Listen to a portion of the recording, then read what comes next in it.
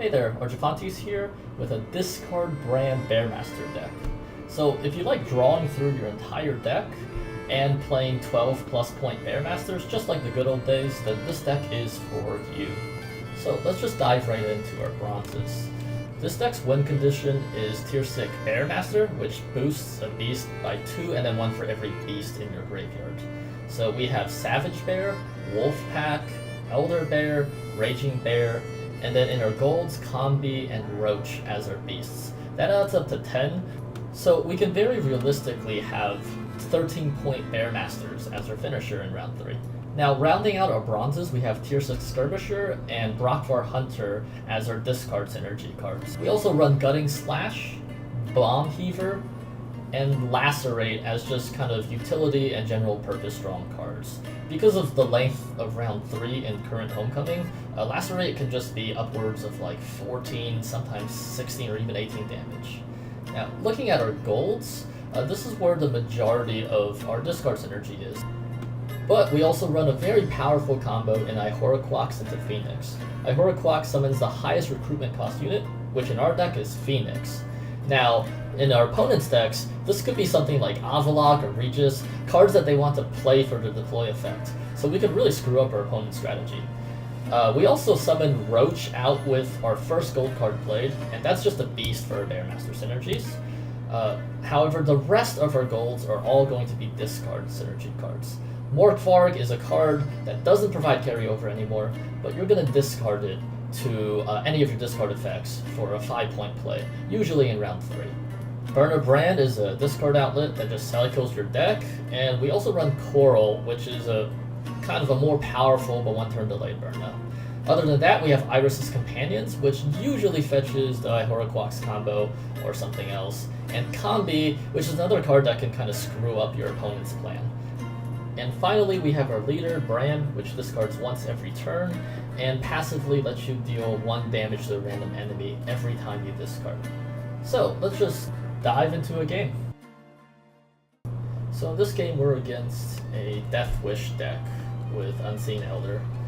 Our hand is pretty good except for the Roach, so that is our mulligan. And there's nothing else we really want, so we're just going to finish redrawing at this point. Our first play is going to be Iris's Companions to fetch Ihorquox from our deck. This is what you'll always want to do if you have the option, because Ihorquox is just such a strong round 1 play. And of course, that also fetches Roach, and thankfully discarded Savage Bear, which is what we wanted.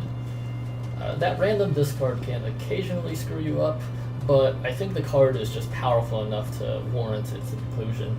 And worst case scenario, you can always discard it if you don't want to play it.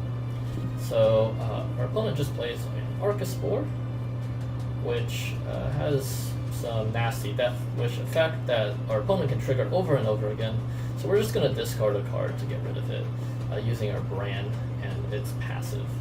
Then we play a Ihorquox into Phoenix, and that fetches a Wispus Tribute for our opponent.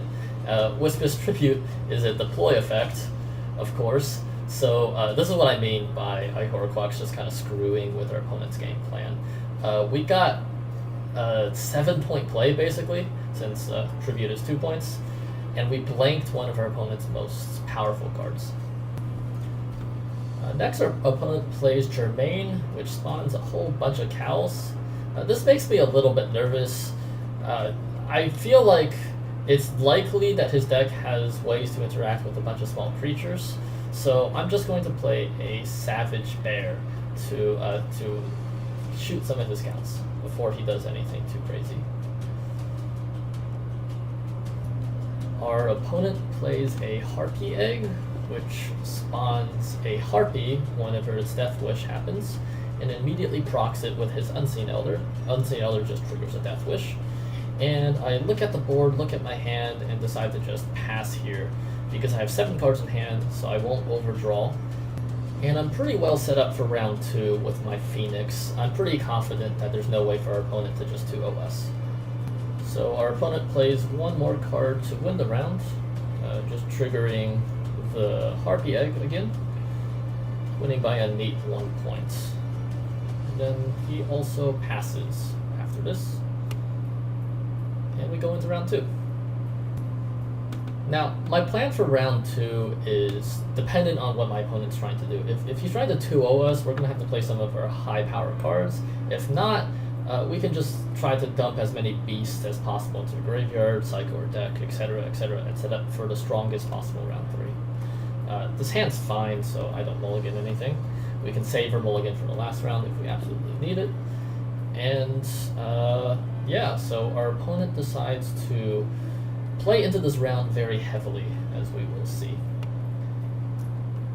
They start by playing the Witcher combo. This is a very efficient set of 3 cards. Each of them are only 7 recruit costs, and they thin the deck by 2, so just very powerful stuff.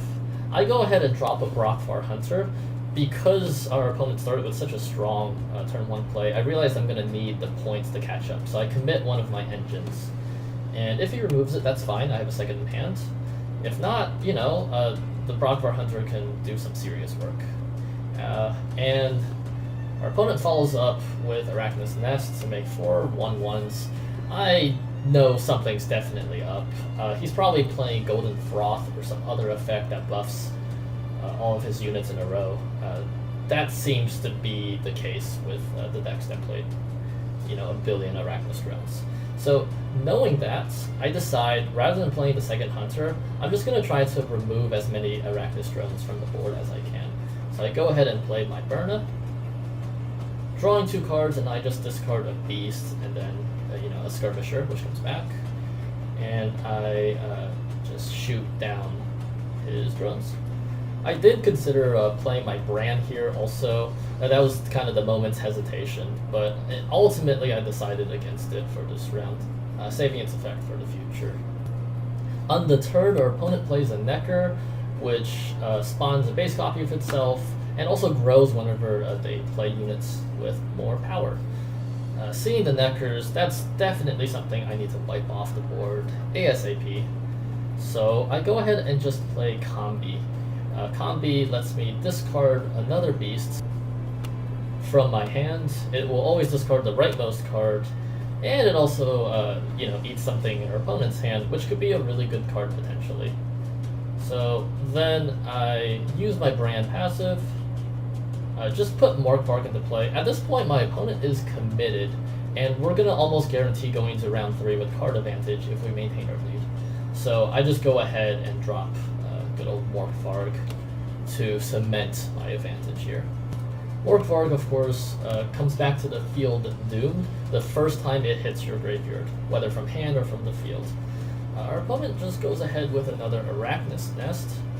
So at this point, I'm like, okay, fine. You know, I can't really get rid of all those drones this turn. If you have a Froth, you have a Froth. I'll hit 1 drone and then probably play either a Hunter or Coral. But actually our opponent just forfeits here. He sees the writing on the wall. And that was the game. So I'm going to end this video with a series of stream highlights of me playing this deck. Enjoy.